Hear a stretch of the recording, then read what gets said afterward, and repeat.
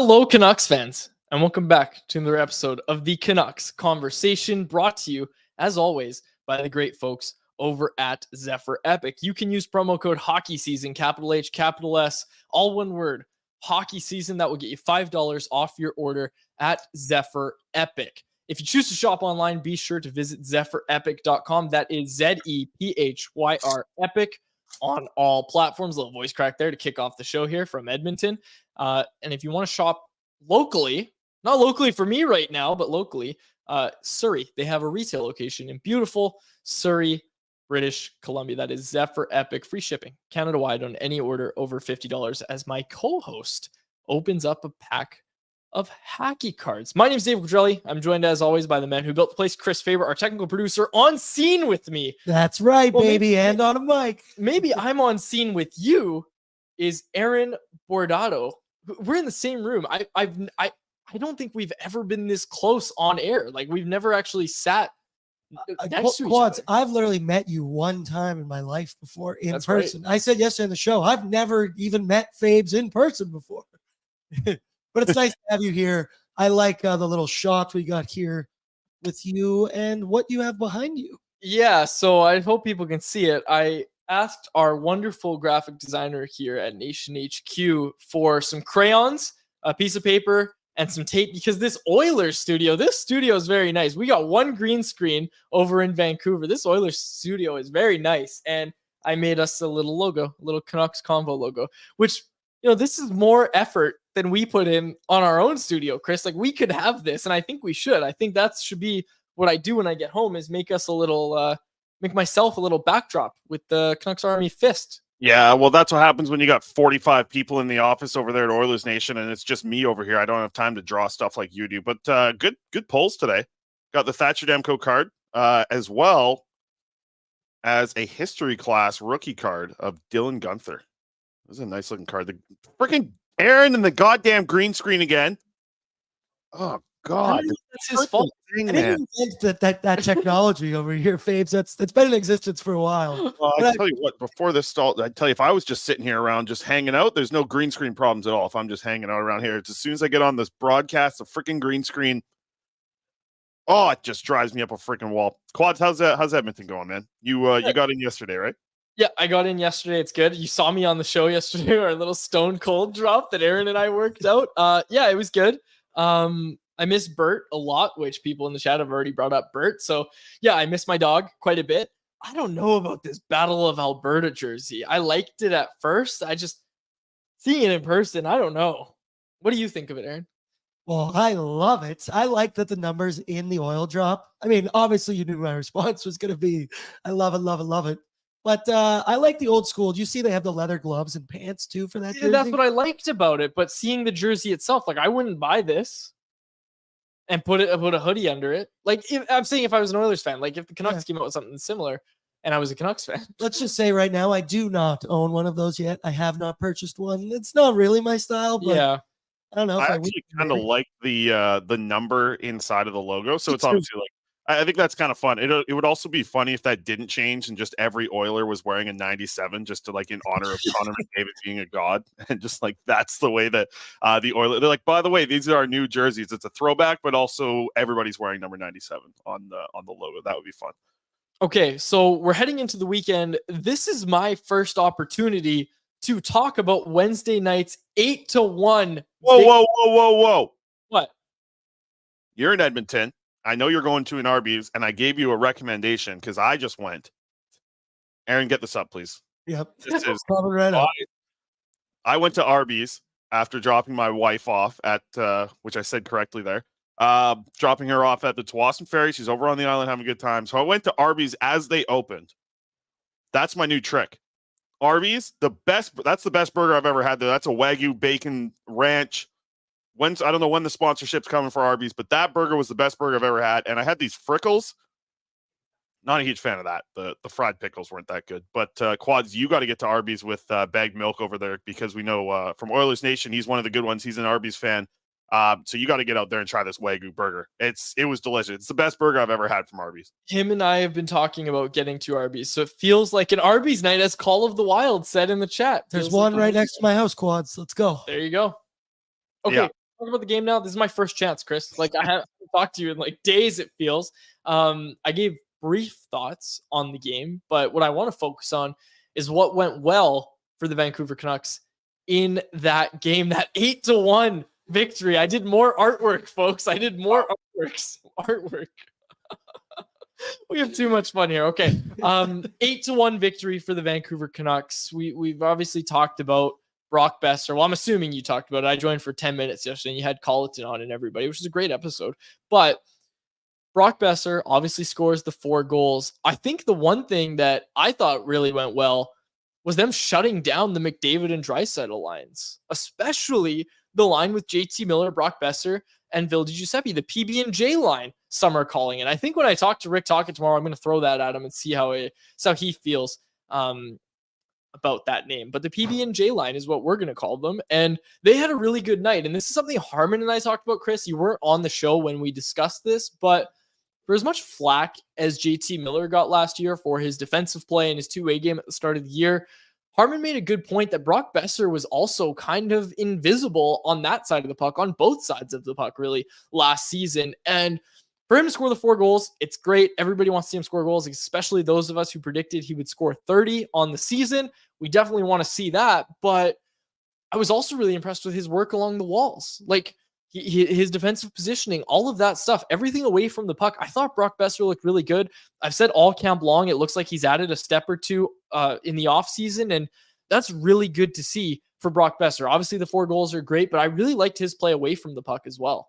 Yeah, there's a lot to like from Besser. Obviously, when you score 4 goals, it's hard to have a bad game as well. But you brought it up, like it wasn't just the 4 goals. It was a lot of what that line was able to do against McDavid. And you watch like Connor McDavid and the way he attacks. It's basically like a highway opens up, right? And he normally just flies through it. And we've heard players talk about this. It's not like you're a step behind him. You're a step ahead of him, but he still can beat you. And I think the Canucks did a really good job. Specifically to me, it was the defense pairing of Hronek and Hughes too. Like they saw a lot of Connor McDavid on Wednesday night, and I thought they did an excellent job of being kind of the last line before he could kind of turn it into overdrive and go straight towards the net, because the forwards were able to kind of like slow him up. To make a football reference, it's almost like when a tight end kind of does a little bit of a chip block before kind of going out on his route on the defensive end. Like he just gives him a little touch to slow him down. The tackle takes him from there. You kind of like have to do that to Connor McDavid. You have to have something that at least makes him hesitate for a second around center ice. Otherwise, as soon as he picks up enough pace, he's going to fly by your defenseman. So it felt like, and Rick Tocchet talked about this in the post game, it was like a 5-man unit to defend Connor McDavid, and it felt like they did a very good job of it on Wednesday. And I know the Oilers weren't great. Like that's not the Oilers team that we're going to see for all 82 games this year. If it is, man, they're going to get another first overall pick coming towards them if they keep playing like that. But that's not the team we're going to see on Saturday. We're going to see a much better Oilers team. The one thing I wanted to consistently see was just like how good the penalty kill looked, right? Like I think the only goal that was let up was the Leon Draisaitl one on the power play, the one-timer from the right side. And I heard you talking about this on Oilers Nation, one of their 45 shows that they got over there. But like you were on with them and you mentioned that like Draisaitl's one of the 5 people in the world who can make that shot. And there wasn't a mistake from the Canucks. Well, there was a mistake. Like JT Miller and Ian Cole end up bumping into each other, and that really opened up the area for Draisaitl to get a shot off. Aside from that, like you looked at the penalty kill, they were able to limit the best power play we've potentially ever seen in NHL history. If they're able to do consistent things like that as the season goes on, I know it's just one game, but at least it's a really good step in the right direction for the Canucks in that way. So I'm curious to see how the PK follows it up on Saturday. Yeah, the other thing I'm really interested about Saturday, Chris, is the Canucks got to dictate the matchups for the most part by having last change on a home game. But now that they're on the road for 5 games, not to mention this one on Saturday against what we presume is going to be a very, very hungry Oilers team, the Oilers now have last matchup. How big is it that the Canucks get Carson Soucy back in the lineup? Because it looks like Matthias Ekholm is going to play tomorrow for the Oilers, so they're going to be better defensively. Look, I don't know what you thought about the third pair of Akito Hirose and Noah Juulsen. They played very sheltered minutes, and I think the Canucks are going to largely lose the ability to play those guys in such sheltered minutes. Like there are going to be times when the Oilers top six is on the ice against Juulsen and Hirose, and I think that's something that I worry about a little bit. No, and we saw that. We kind of the whole press box noticed the one shift where it was like, oh, here's Hirose and Juulsen against McDavid. Like this is I think it was like a 4-1 score at the time. It's like, okay, this is where the Oilers can get back into it. But pretty quickly, they made a change. As soon as the puck crossed center ice, it was like, bang, okay, let's get Hughes and Hronek back out there. So they're going to have to do a lot more of that on the fly. You brought it up. The matchups aren't going to be there for the Canucks as they're on the road on Saturday. So the adjustment there is going to have to be something the Canucks have to go through. But I think you'll see a lot more of Hughes and Hronek playing together against the top lines of the Oilers. And I do think that they're going to have to shelter Juleson and Hirose, and it'll be interesting to see how much minutes they actually finish with if this isn't an absolute rout like it was on Wednesday. Because the third period, it was like, hey, it felt like Willie D was behind the bench and they're just rolling through different lines and giving everybody an opportunity like we're watching a 6-year-old B team go out there and play. But I think that we'll have to see how different it looks on the road. I was kind of wondering if the Canucks are going to go back to like the committee thing on the road and just knowing that they could always have, whether it be Hronek or Hughes, at least have one of them out there. But it looked like, and we can pull the lines up from today, Brendan Batchelor, shout out to our buddy there, play-by-play over at 650. It looks like Hughes and Hronek are going to be back together on a pairing as we see on Saturday. At least that's how they skated today.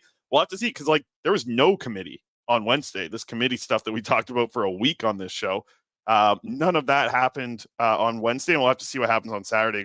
Might be a little bit different because you're on the road, but I'm curious to see how they work those pairings. You didn't need to change the pairings and even the forward lines. There was no line juggling at all from the Canucks end. And I think that was something that I don't want to say surprised us, but like we were joking about it, Aaron and I, we were like, we've been talking for 2 weeks about this by committee defense, and then they scrap it on night one. And psych. Yeah, exactly. They completely scrap it. And hey, like it was really good. It was a really good result for the Canucks. And look, I think to some extent you have to just live with the fact that the Oilers are going to be able to get the matchups because they're the home team. You're going to have to live with them having last change. And I just think after an 8-1 win, and I was really curious to see if they split up Hronek like you said, Chris, but I just think after an 8-1 win, you can't overthink it too much. You have to go with the same lines, and that's what it looks like the Canucks will be doing. And the difference is like Quinn Hughes was third in ice time on the Vancouver Canucks on Wednesday. That's not going to happen on Saturday, right? We're going to see one of these 26 plus minute games for Quinn Hughes. So when that happens, I guess what I'm wondering is how much will Hronek play, right? Like, let's say Quinn Hughes is at 27 and a half minutes on Saturday. Like, I feel like Hronek's probably going to be around, 26 minutes, maybe to kind of match up with him. Like, there's going to be a little bit more power play time for Hughes on PP1. But Hronek's going to get the time on the penalty kill as well, because I don't think they really trust either Hirose or Juleson.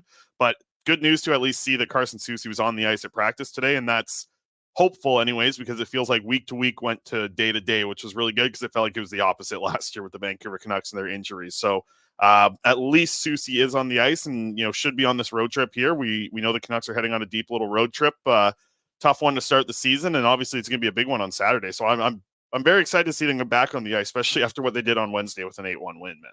Couple good comments here in the YouTube live chat that I want to get to. The first one coming from Corey Anderson, who said they were up big. Everything was working. Why would you change lines when you're crushing your opponent? And that's the point I was trying to make earlier, is just that, yeah, like I understand, but you don't want to overthink it to the point where you're like, okay, we need to go back to this by committee thing that, let's be honest, we didn't see a ton of in the preseason. And I don't know. I don't think that you want to be rolling in with that mindset. I think that's a time. This game is a time to make adjustment. And as Sterling Wilson said as well in the chat, is they're playing with house money on Saturday. And I think like if the Canucks lose, no one's going to say, I think everybody's picking the Oilers to win this game, much like they were in the first one, but they have the matchups. They put out a stinker on Wednesday. They're going to be at their home opener. Everybody's picking the Oilers to win this game. So if the Canucks lose, that's one thing. If the Canucks get stomped like 9-1 or something, 8-1, I couldn't imagine losing by that score. If that happens, then maybe people will be a little upset, but for the most part, it is house money that they're playing with here. They're coming in, and if they lose, no one's going to be upset. No one's going to think, oh, well, there goes that. People are just going to say, okay, that's what many pick to be the Stanley Cup winners. That's how they're supposed to play. That's what's supposed to happen when these two teams meet. Yeah, and I think what I'd like to see is the Canucks really value this game, not so much from even looking back at Wednesday, but looking forward to say, okay, this is a Pacific team. I mean, you could say rival, I guess, but it's a team in your division. So look at this as a divisional game. Look at this as how important that it could be by the end of the season for the standings. And look at it that way. Like if you want to be a playoff team, you have to beat other playoff teams. You have to be competitive against playoff teams. So you can throw the 8-1 game out the window. at this point, because you're going to get a very different Oilers team. You brought up the fact that it's their home opener. There's going to be a big show. You're going to have the 45-minute intros like we saw in Vancouver the other day, all that fun stuff. But the big thing to me is just like sticking with what they did well in the game on Wednesday, and the stuff that it's funny. We've talked about this game quite a bit over the past couple of days here. Talked with Jeff about it, talking with you about it today. It doesn't really get brought up like the great offense, right? Like they scored 8 goals.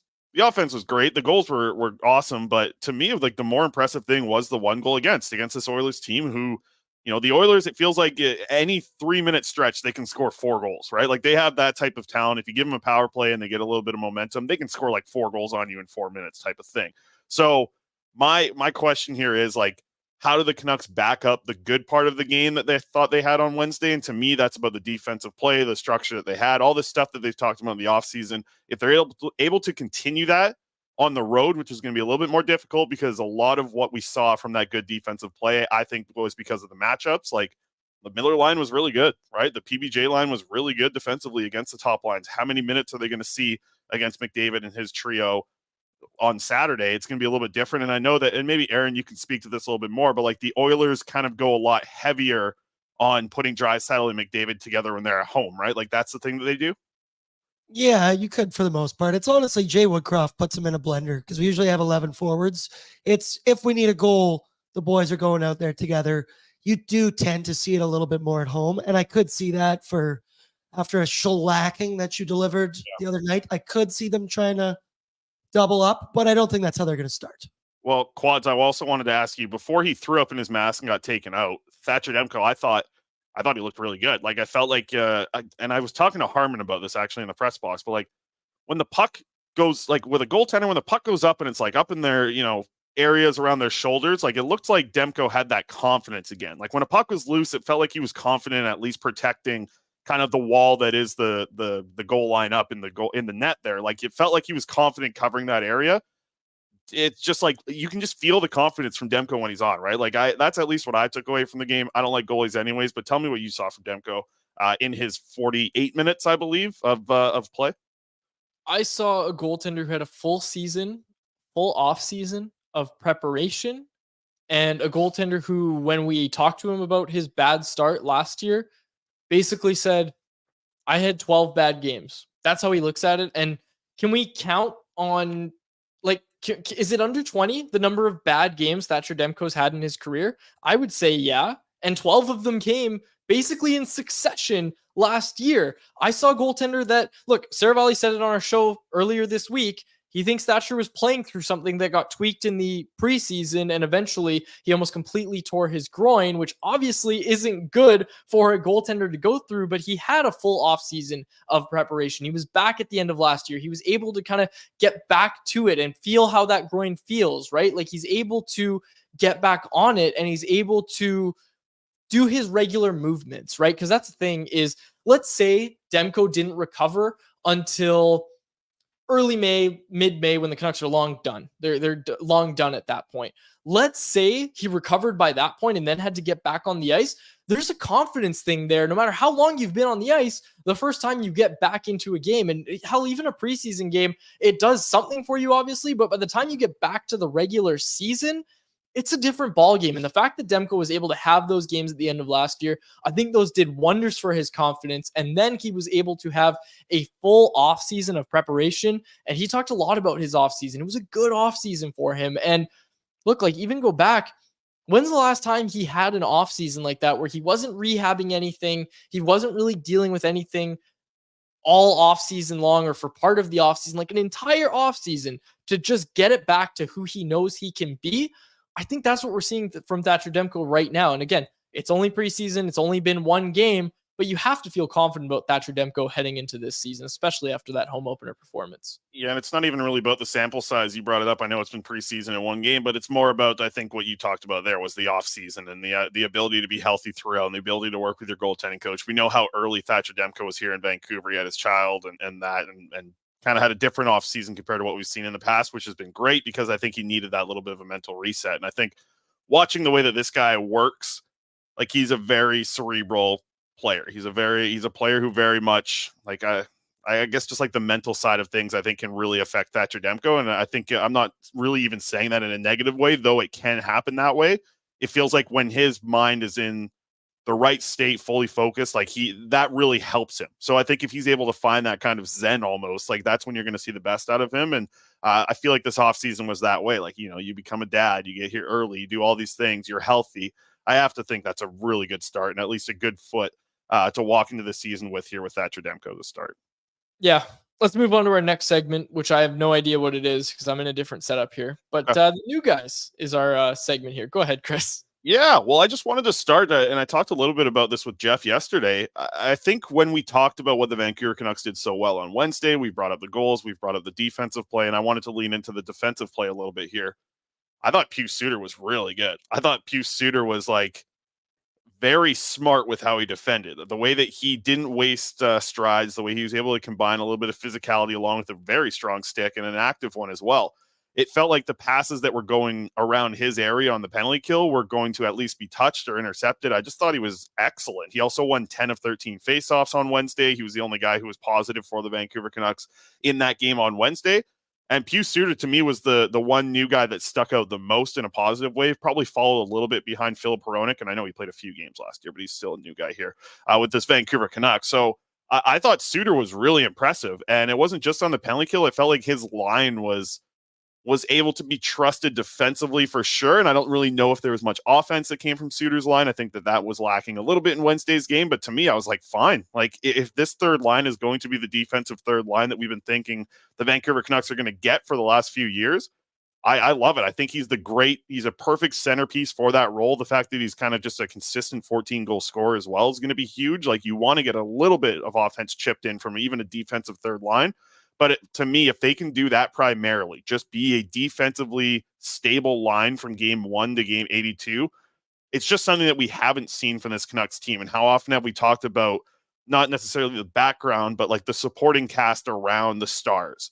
Like Pius Suter is a guy who should be a very good supporting cast piece for the stars of the Vancouver Canucks because he plays such a different style than JT Miller or Elias Pettersson or whatever else they have in the top 6. Suter's going to give you something really different, and it's going to be something that's really effective if it's used correctly in the lineup. And a lot of that to me is how they surround him too, right? If they get the right wingers with Suter, you could see that line being very effective defensively and kind of winning that goal battle on a nightly basis almost. Sterling Wilson in the YouTube live chat said, best bottom 6 group we've had in the last decade. And Call of the Wild added, it's amazing how impactful most, if not all, the new guys were preseason and in the season opener. Very effective role players. Chris, we spent a lot of time talking about the offseason acquisitions of this club. Teddy Blueger didn't play in that game, but you just brought up Suter. Could he realistically be the most underrated signing that this team made or addition that this team made? Because I feel like we didn't talk about him a ton. We were just like, yeah, I'm excited to see if he can fill that role that the Canucks hoped Jason Dickinson could fill, where it could be, yeah, you're a really strong defensive center, but you're also able to chip in a little bit on offense. It feels like Suter might be that guy. Again, one game, but also looked really strong in the preseason. Like, I don't think we ever saw a moment where Suter was out of position or we were like, oh, there's the bad play at either end by Suter. I think he's moving his feet a lot. I think he's giving you everything you could have hoped for from the third line center position. And there's just like a different view from the press box looking down at the way that he played. And I think a lot of it in Quads, you know this from being up there, like you can see the way that not necessarily lanes, but just like how space is taken away from a player. You can see it better from that being that high up and kind of looking straight down at the rink. That's just what I noticed with him. I just said like, okay, like he's smart. And you said it, like he didn't make really any mistakes. Like there was no wasted movement from him. And we've seen so much of that from guys that have kind of been trotted out in the bottom 6 of the Vancouver Canucks. And it's like, just play a simple, smart game. And I think that's what you're going to get from Suter. And you brought it like, this guy signed for $1.6 million. I look at the way that he's playing right now. And I think, he's effective enough to be a legitimate 3C in the NHL. I have to think like a lot of NHL teams would probably be looking at that contract and what Suter's likely going to bring to you as a 27-year-old. You could call it his prime, right? Because he came over here a little bit late to North America. I have to think that he's like, for the money he's getting paid, I think Suter's going to be very liked in this Vancouver market over the term of this 2-year contract. So with that in mind, Nexus joined the chat as well, and he asked if we had talked about the Miller matchup with McDavid. And we already talked about how effective it was and how good it was, because one thing we haven't talked about is that the Oilers have two very good lines, and that there was more than one line playing in that kind of hard matched role. And the fact that the Canucks not only now have two lines that can be trusted in their own end with Elias Pettersson and JT Miller, but realistically they have three now that, obviously they wanted the Miller matchup against McDavid, which, hey, I understand that. But when we talk about the matchups and Edmonton having this huge advantage, we've talked mainly about the defensive side, and that's fine. But the forward group as well, I think you're comfortable with definitely those first two lines, but almost any of your forward lines. Like Sam Lafferty, I thought looked good in that game. We know what he's going to bring as well. I think you're comfortable, if you're the Canucks, with basically how your forward group is structured. And this is why I basically dismissed criticisms of the Sam Lafferty trade. I was like, it's a 5th round pick. And hey, Jack Studnicka tried really hard in preseason. He did great. He's with the team on an emergency basis. We might see him still. But Sam Lafferty's a better NHL player than Jack Studnicka. That is just simply a fact right now. And hey, that's not to say Studnicka can't get there, but right now Lafferty's giving you a center option. He's a guy who can win you some faceoffs. Studnicka just isn't that just yet at this point of his career. But hey, you're super happy with the progression. You're super happy with how he came into camp, man on a mission. You're super happy he's with the team again here. He can maybe be that energy guy, continue to grow into that role. But the Canucks bottom six, like Sterling Wilson in the chat said, probably the best they've had in the past decade. And when we talk about matchups, it's not as big of a story, even though I brought it up immediately. It's not as big of a story as maybe it has been in years past, where the Canucks have, okay, here's our one line that we trust to be a shutdown line. After that, we're walking on thin ice. Yeah, and it's going to be interesting with Lafferty, especially where you mentioned win some faceoffs. He's got to do that in the next game because he was 3 out of 15 in the game on Wednesday. So we'll have to see how he backs that up. Maybe Jack Stud will get into playing a little bit more center as the game kind of goes along on Saturday. We'll have to see what happens. But Lafferty, man, he scored 10 goals twice now in his NHL career, short NHL career. If he can do that, what an effective fourth line player he could be with some size, some penalty killing ability. You'd be laughing about the 5th round pick if he has a good start here. No pun intended there with Lafferty, but you look at this type of player that he can be for the Canucks. And I know that some people in Toronto or whatever were like, oh, he's a good guy who can bounce around the bottom six. He can be, that's what I like. The fact that the Canucks aren't using him in the third line. Like they're like, hey, you're on the fourth line. Just be a really good fourth liner. Like you're not asking much of Lafferty here. You're not asking him to go up there and be, defensively reliable alongside JT Miller. You're not asking a lot. Like you're putting a guy in a position where he's probably going to succeed because he has enough skill to look good where he's at in the lineup. And if he's playing on the fourth line and there's not a lot asked to him and he's matching up with other teams' fourth lines, that's when you're probably going to see the guy get closer to 10 goals. Like that's where a lot of the success is going to come. So to me, if they continue to use Lafferty as to me, like as a fourth liner, I know people want to say he's a bottom six forward. If he's on the fourth line, he could be a very good fourth liner. And when Teddy Bluger comes back, that fourth line is going to be pretty effective up to this point of like defensively responsible, having some size. Bluger's pretty good in the faceoff dot. Both those guys can kill penalties. So to me, I'm excited to see this continue to grow with Lafferty. And I know he had only one game in like a practice or so because he was traded pretty late into the preseason coming into the Vancouver Canucks. So one game was impressive. Curious to see what happens moving forward with him. I know he got a lot of minutes in that game as well because of just a bunch of ice time late, and he ends up putting up a really nice assist actually to Dakota Joshua in the third period. To I believe that was the eighth goal of the game. By the way, Aaron, they got scored on 8 times, just so you remember. Really? Oh, I didn't know that, Faves. Thank you very much for that. Kick me when I'm down. Thank you. Just make sure you don't forget. So I think what Lafferty is like. I would love to see him just be like a steady fourth line player all season long. Don't ask him to do more than that because I really think he can be a very good fourth liner for the team here moving forward. Yeah, absolutely. And the thing is, like with Lafferty, someone brought it up in the chat. They said, I don't love him being 4C given that he's more comfortable on the wing.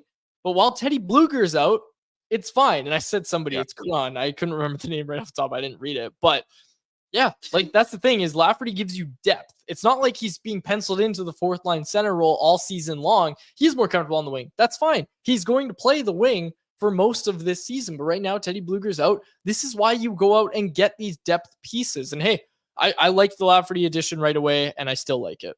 Yeah. All right. Let's get wrapping things up here. I got so much stuff tonight that I'm really excited about. So I'm going to go off on the prospects a little bit, Quads, unless you want anything else to bring up. You got an Edmonton story for us or no? No, all you. Nothing. I heard you ripping on the Oilers. What's going on? The Oilers guys didn't know anything about Mark Messier in Vancouver. I listened to your show a little bit today. Dude, I didn't know all that. Yeah, I learned about all that. They asked today. why Mark Messier is hated in Vancouver, and I Like, told why wasn't he part of the captain's ceremony with Quinn Hughes? What's good? I guess I thought this was like well known. We like Mark Messier, so I was like, wow, they really seem to dislike this guy. Aaron, the big bosses are right next door. We will get you off this show if you keep talking like that. Well, Aaron's gonna be out of here quick, anyways. I bet Aaron. Like, I'm curious how Aaron's dealing with you, because I think I don't know what Aaron does with this damn green screen over here with me or whatever he's got going on. I need a brick behind me. That's what I want too. I don't know what's going on. We lined them up ourselves one by one. Yeah, no, it looks good over there. Don't touch that. It's a load-bearing brick. Don't touch that one. All right, let me cook here a little bit with the prospects. All right. Jonathan LeCaramacky, we touched on him yesterday, showed the goal. He's got 5 goals over his last 9 SHL games. The kid is cooking. Elias Pettersson, DPD, back in Allsvenskan. I watched his game today. Well, I watched most of his game today, and then there was the pyrotechnics from a goal set off the fire alarms in the Allsvenskan arena. There was too much smoke inside there. They had to evacuate the arena with like 12 minutes remaining in the third period. I actually don't know if they even finished the game. So he looked good in the 48 minutes that I watched. Lucas Forsell scored in Champions League the other day, so that was nice to see. And I think the big story in the prospect world is Tom Willander, or Villander. What are we going with here, Quads? I like Willander until he tells us otherwise. I like Willander as well. Okay, well, we got some of his family members listener of the show, so they'll let me know in the DMs. But Tommy V or Tommy Dub, he'll make his debut with Boston University tonight. They're playing New Hampshire, so they're going to kick their ass. It's the BU team, I think, ranked number 1 coming out of the polls, or number 2. Heading into the season here for NCAA. And finally, the OHL boys, Kirill Kudryavtsev, Hunter B, our boys, they continue to dominate, both in top 5 of scoring for defensemen in the OHL, and they will get into action this coming weekend. Quads, give me a lesser-known prospect that you want to hear about as well. Ty Young, I heard he's been very good. Mm-hmm. He's been excellent. He had a 37 save, 1 goal allowed outing the other night. He was named player of the night. I'm pretty sure he's going to be goaltender of the week in the WHL, which is really impressive. We'll see what he does this weekend.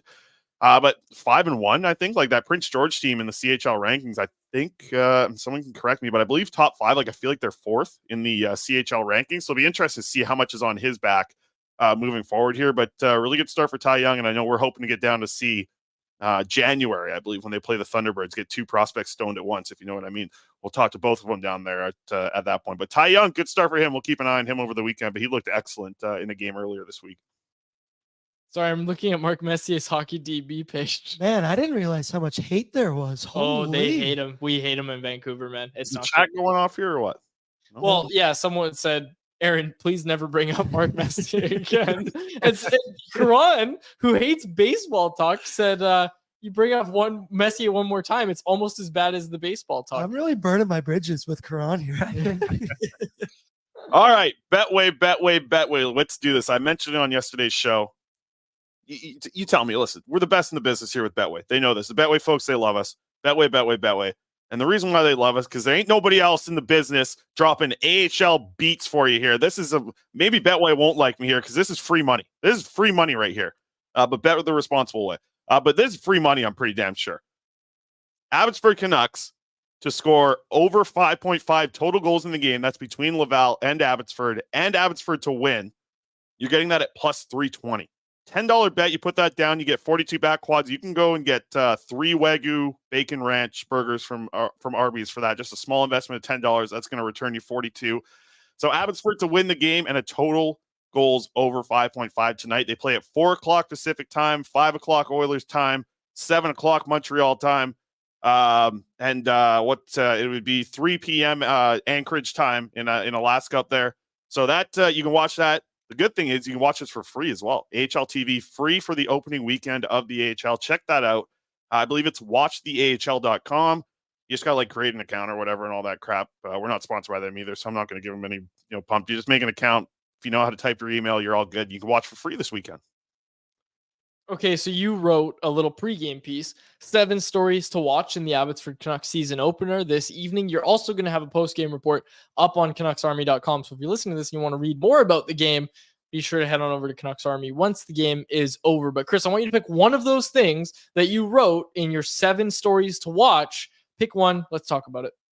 Yeah, I think the 20-year-olds are who I want to watch tonight, right? I want to watch Danila Klimovich. I want to watch Aatu Räty. I have a feeling, I don't know this for sure because though Jeremy Colton was on the show yesterday, he wouldn't give us his full line combinations. But I'm hoping to see Aatu Räty and Danila Klimovich be together on a third line, hoping that Arshdeep Bains is actually the third guy on that line as well.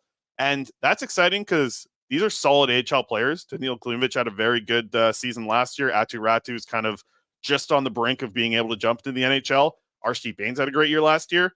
That could be the third line for the Abbotsford Canucks. I want to make this very clear. The Abbotsford Canucks are such a good AHL team. They got Sheldon Dries back, who was like a goal per game last time he was in the AHL. They got, all these type of players like Vasily Podkolzin's down there, Linus Karlsson's down there. Like the defense core, they had the returning AHL defenseman of the year. You're adding Jack Rathbone to the mix. You have Matt Irwin going down there who played 61. Like this Abbotsford Canucks team should blow out this Laval team tonight. That's why the bet's easy money. It's easy money here at plus 320 for the Abbotsford Canucks to win and have over 5.5 total goals. But I want to see the 20-year-olds work, right? Like, let's see Klimovich get some offensive opportunities and, continue to round out his defensive game. But this is year 3 for the kid. He's no longer a teenager coming into the year. Let's see Klimovich do the damn thing. Like, score some goals. That's what he's good at. Let's see him build some confidence as the season goes on. And I'm excited for that. The young guys, I did post this a little bit earlier on Twitter, but just looking at the list of U24 players, and I know Ryan Pike followed this up with what they have in the Wranglers. They got nothing over there. Then they showed some guy from Toronto tweeted out his lineup. They got nothing over there. The Canucks U24 players are really good, and they're the guys driving the bus. Like, it is the young players for Abbotsford that'll be driving the bus down there on the farm. So very exciting. Obviously, Archer Silov is going to get the start tonight, but it sounds like from what Colton said yesterday, like I told you this, Quads. I've been telling you this for months. Zach Sawchenko, I don't know what's going to go on there, how much he's going to play. It's Tolopilo as the backup. So that's exciting news as well. Another young prospect in the system. And Colton, when he was on the show yesterday, sounded like he really liked Tolopilo. So I think we're going to see Silovs obviously tonight. He's going to get a ton of starts, but man, Abbotsford, I think they're going to light it up. I think they're going to be in a similar way to the Vancouver Canucks on Wednesday. I think they're going to have a big game tonight, put up a lot of goals. I'm excited for it. Aiden McDonough on the power play. A lot of really exciting things for Abbotsford. Squad ride, Faber. I'm in. I'm not going to watch the game, but I'm going to follow you blindly. Oh, yeah. I got it. Well, I'm excited because 4 o'clock comes around today. I'm going to have both my screens here. That's what I'm always looking at, by the way, everyone on YouTube here. I got my second screen up here. This screen down here. Freaking staring at Quads in the camera here. Double screen today. BU down here. Abbotsford up here, 4 o'clock. I love it. Love it. I feel like this is I know the season started on Wednesday, but once I get a double screen of prospects going, that's when the actual season starts. You're back, Dave. You're so back. Oh, I'm pumped about it. 2 screens. Our friends over at Greta would think that is light work. Ooh. And you can find out why when you come to the Canucks Army kickoff event tomorrow night at Greta. Doors open at 6 o'clock. I am in Edmonton. Chris Faber will be emceeing that event. Lots of good deals. We talked about the $30 game voucher that you can get there. We've talked extensively about Greta. It's going to be a very good time. You do not want to miss it. To get your tickets, go to nationgear.ca. $10 gets you in. And let me tell you, Quads, yesterday, you're making money. You're making money by coming to this event. Be sure to check it out. Pretty much. I don't know if you can legally say that, but pretty much. Yesterday, I'm at a couple of friends are left over from the wedding before they head out east. What am I doing? I went out to craft beer market last night to have a couple of beers. I got everybody in there. They're all coming to Greta. I was wheeling and dealing. Might have had a couple too many. My voice a little coarse today. But everybody's coming to Greta. I sold 9 tickets yesterday. Got people to buy them in front of me. 9 people bought tickets yesterday from a different bar. We're all going to Greta tomorrow. It's going to be a blast. And we got some exciting giveaways as well, which I got to go pick up from the mail here from our great folks back there. All 44 people. They worked together. Each person had a hand on the stuff that they were putting in the boxes. 45 earlier. They're dropping like flies. Because Aaron's busy with us. But all the other 44, they came together. I'm an honorary Canucks member, but I do want to point out I had several of these $2 hot dogs on Wednesday. Dude, they went down beautifully. They were great. It was $4. Fill up your stomach. Then, of course, followed by a couple $6 golden beverages right there. But man, it was a good time. Get the hot dogs and the nachos. I had both. Looking forward to it, man. I'll be there tomorrow. Today, lots of hockey. Tomorrow, we got the hockey as well. Hey, Quads, or maybe one of you guys, I didn't check this out. I should know this. It's tomorrow's game time. It's like 7 o'clock Pacific, right? It's not not a weird one. Yeah. It's like 8 o'clock for you guys. How weird is that, Aaron? An 8 o'clock start. Crazy. Why do the games start at 8 o'clock for you guys? Dude, sometimes they start at 8:30. Why? It's ridiculous, man. It's ridiculous. And then when you have to do the post-game show after, it's the case. So like for Wednesday, for example, I had to do the post, then, do all the post stuff, get it out as a podcast, do everything. And then back here for the morning to do the East Coast Leafs morning take. My schedules, it's not good. It's not good right now. I don't even know what to say to that. That's crazy. Like, I gotta get to that game. It's probably, like you said, start at 8:30 because of all the events and the marathon friggin' home opener festivities that are gonna go on. By the time that wraps up, oh geez, I don't even know what time I'm getting out of there. I fly back on Sunday morning. It's really hard to be me, is what I'm trying to say. Oh yeah, it's going to be a difficult one for you there, Quads. Yeah, somebody brought up in the chat, you forget about like Niels Amon's on the AHL team, right? Linus Karlsson, some of these other players, and Sheldon Dries. Like, man, I tell you, tonight's going to be really fun. I think everyone should just, if you got nothing to do on a Friday, 4 o'clock, you're finishing up work, last little bit at the, whatever job you're doing, pull up the old AHL TV, watch it. It's a free little thing. It's going to be a fun weekend this weekend as a kickoff, and then a noon game on Saturday. So some fun stuff here coming up on the weekend. I saw in the chat somebody asked if I was singing Creed last night. Nope, just chilled out. Had some friends come over. They were all at Adam Sandler, so they came up and hung out, and we reminisced about the wedding a little bit. It was a good time. Couple things here in the chat. Nexus asks, who's doing stanchies for tomorrow? It's going to be Cody Sievertson, because we haven't mentioned it. This is a big selling point. Wyatt Arndt, the stanchion, is expected to make an appearance. Bless us with his award-winning journalist presence at Greta as well. Again, folks, 6 p.m. You can still get your tickets. Limited tickets remain, so get in there quick. Let's sell out this event. It's going to be great. There's a balloon arch. I found out you guys had a balloon arch too, right? We had a balloon arch, baby. It's quite the way to make an entrance. It's going to be very nice. So that is Greta Bar YVR. That is where you were going to go. But first, go to nationgear.ca. Make sure you buy your ticket. You got to get your ticket to get it. You can meet Chris Faber. It's going to be a beautiful time. Yeah, I'm excited. And what's the deal, Aaron? How I can drink at this thing pretty good, right? Like I can have a good time. You think Aaron's planning this? Buddy, I was pre-gaming with Boardsy at Greta.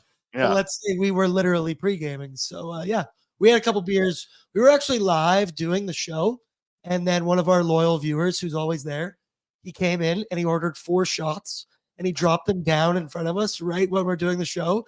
And Jay's like, well, wouldn't be pre-gaming unless, and threw them all back. So yeah, Fabes, I think you're allowed to have as much fun as you want. That's the president of our company. We should also. Yeah. That's the owner, Downtown Jay. That's the top guy. If he's doing a shot, you can do one too.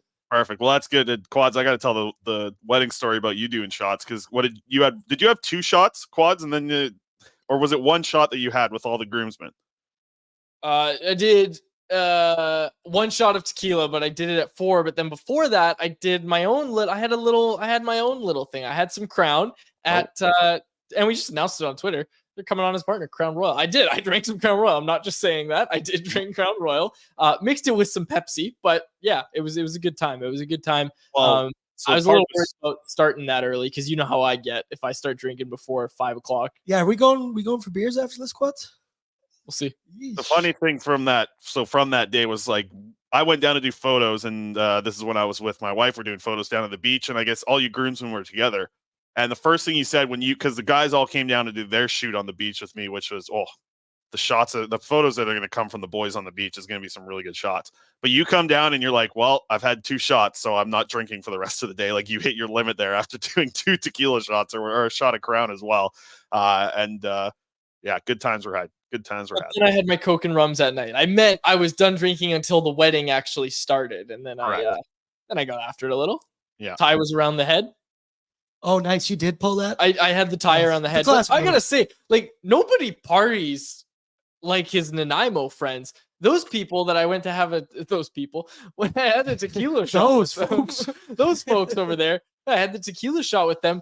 They were all hammered at that point, and it was like 2:30, and I was like, "All right, let's do it." Like, okay, Love this is in the happening. air. Quads, love is in the air. Yeah, It was great. great. So It was a great one time. thing I need to find tomorrow before the event, and we can do it with people's like Twitter handles or their chat, because I know a lot of people in the chat are coming to the event as well. I need those like "Hi, my name is" stickers. So I got to go find. I feel like Staples would have that, right? Like Staples is probably the spot to find it, I would guess. Yeah, we did the name tags at our party, Okay. and it's just way better because then Yeah. everybody knows everybody's name. It's way friendlier. Yeah, it's like, here's my Twitter handle, here's my name in the Alex chat. Faber to skee ball in every game possible because we had to do that, and I got worked by some dudes on skee ball. On Oh, I'm Wednesday. good at skee ball. I'm good at skee ball. Yeah, I like Corey. What do you mean those people, Quads? The island folk are in here and they're not happy about that, Quads. But if you did give them props, the island folk can party, and they kept the dance floor going up until the last second, so that was good. Dude, I love this comment from Nexus. Isn't the legal drinking age 19? Quads can't drink for like 3 or 4 more years. Why do you think I came to Edmonton, man? I did see in Edmonton. I saw when you were on the show today, Quads, your feet were dangling off the edge of the seat. You couldn't get your feet on the ground. I like to have them down. It's comfortable. They weren't dangling. I could touch the floor. I can't confirm he did touch the floor, but barely. All right, let's get out of here. You guys got 2 beers to drink, Quad, so get out of here. Okay, we'll close it out there. For my co-host, Chris Faber, and our technical producer in studio, In person. Aaron Bordato, a name that you can trust. My name is Dave Quadrelli. Thank you so much for listening to another episode of the Canucks Conversation. See you tomorrow. Oilers. Canucks Conversation with Quads and Faber. New episodes every weekday, 1:30 across the board, except for Wednesdays, 1 o'clock. We'll see you there live on the Canucks Army YouTube channel. For more information, visit CanucksArmy.com. How about keep it to a thank you, Jim?